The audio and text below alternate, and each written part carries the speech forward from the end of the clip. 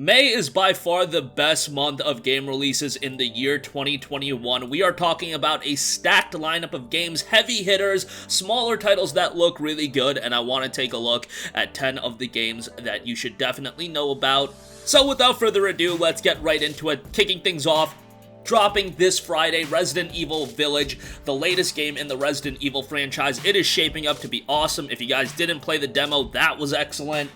And Resident Evil has just been relatively consistent. I know not everybody was enamored with the Resident Evil 3 remake, but this is a brand new, full-featured Resident Evil title, and I think people are going to end up really enjoying it.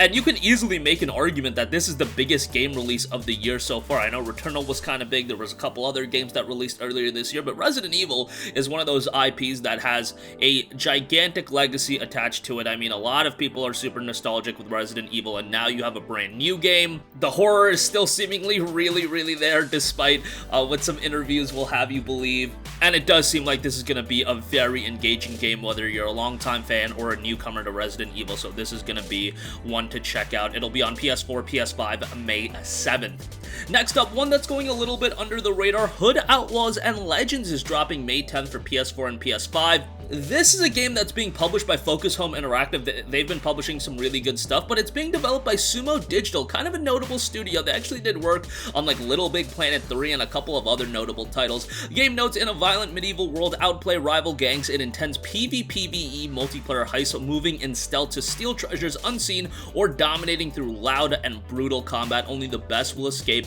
with the hard-earned riches. You have a plethora of classes in there as well, 4 to be exact, and a game that I do imagine is going to see consistent updates for a while, and best of all, coming at a budget price point of $29.99, so not too expensive. Probably a game I would say pick it up if you have a couple of buddies that are also going to pick it up, but that should be noted. May 10th, PS4, PS5. Next up, a collection that people have been wanting for a very long time. Mass Effect Legendary Edition is coming May 14th on the PlayStation 4.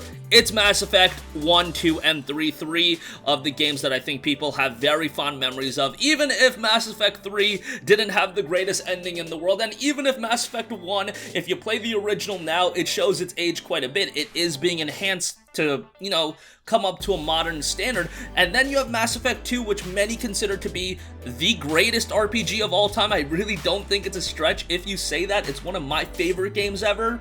And it's going to be awesome to revisit these games upgraded, especially, again, ME2 is just on another level for me, and this is a game that we thought we were going to see released last year. It's coming May 14th, and I can't be more excited for it. Definitely one that, if you never played Mass Effect, have this one on your radar. And I know some of you guys are going to think, haven't played Mass Effect, everybody's played Mass Effect. Well, think about this. Mass Effect 3 came out back in 2012. 9 years ago. If you were 10 years old, I don't think you were playing Mass Effect, but hey, now that audience is an adult, and Mass Effect is going to be something right up their alley. It's kind of crazy how long it's been since the Mass Effect original trilogy ended, but yeah, that came to my head that there's going to be a whole new audience introduced to Mass Effect, and that's going to be really cool to see how they respond to the game as well. May 14th coming to the PS4.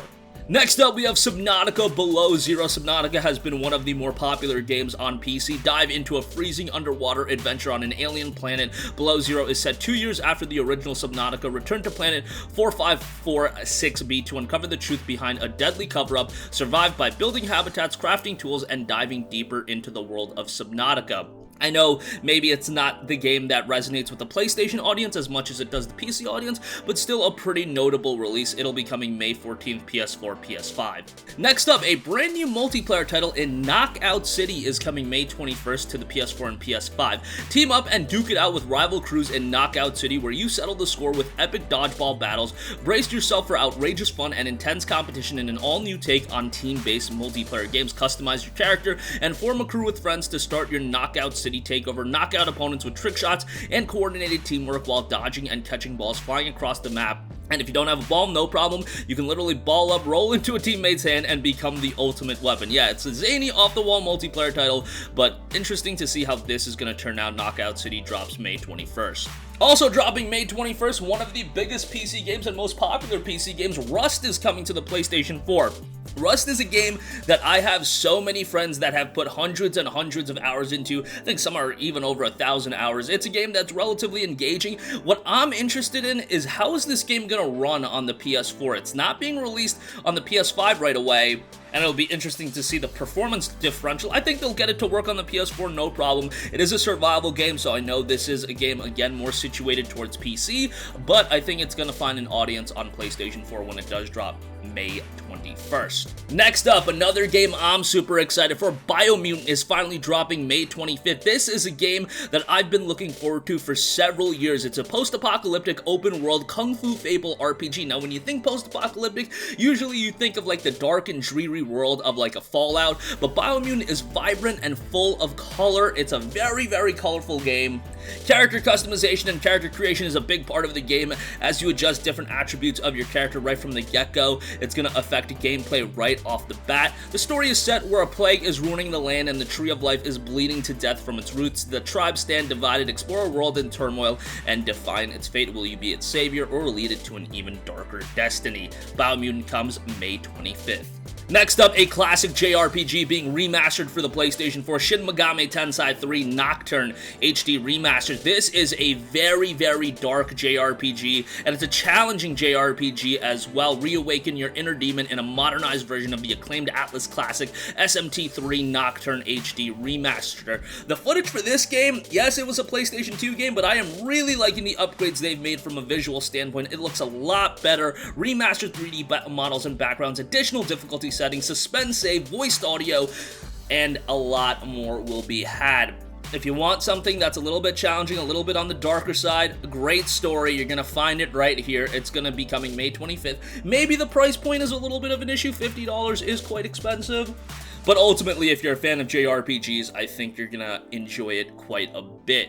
Next up, we have EDF, Earth Defense Force World Brothers, launching May 27th for the PlayStation 4. This is a game that's a little bit off the wall, third-person voxel-style shooter in the EDF universe, which is interesting because Earth Defense Force has been around for a very long time, but it's never been done like this. But it does look quite fun as well. EDF has been one of the more consistent game franchises, and I like the new take that they're going with EDF World Brothers, again, May 27th for PS4. And lastly, Yonder the Cloudcatcher Chronicles is coming sometime in May. Now, this is a game that's been out on PC for quite a while, going back to July of 2017. Yonder has you unwind and enjoy the slow life in Yonder the Cloudcatcher Chronicles, a relaxing open-world adventure game. Yonder is set in a world that is a natural island paradise with 8 distinct environments ranging from tropical beaches to snow-capped summits. Again, it will be coming to the PlayStation 5 sometime in the month of May, but no exact release date has been specified. But that's going to wrap up this one. Again, a lot of exciting games from Mass Effect Trilogy, Resident Evil Village, Hood Outlaws and Legends, Biomutant, SMT3. There's a lot of games to be excited for, and I didn't even go over everything. There were a lot of other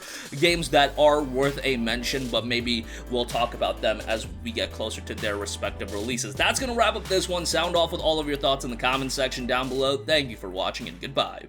Hey guys, we hope you enjoyed the video, and if you did, make sure to hit the subscribe button, and if you're already subscribed, do us a favor and hit the bell icon. This way you'll be notified whenever we post a new video. That's the best way to keep up with all of our uploads, and we usually try to upload 2 videos a day. And with the bell icon hit, you'll be notified whenever we do upload a video. As always, thanks for watching.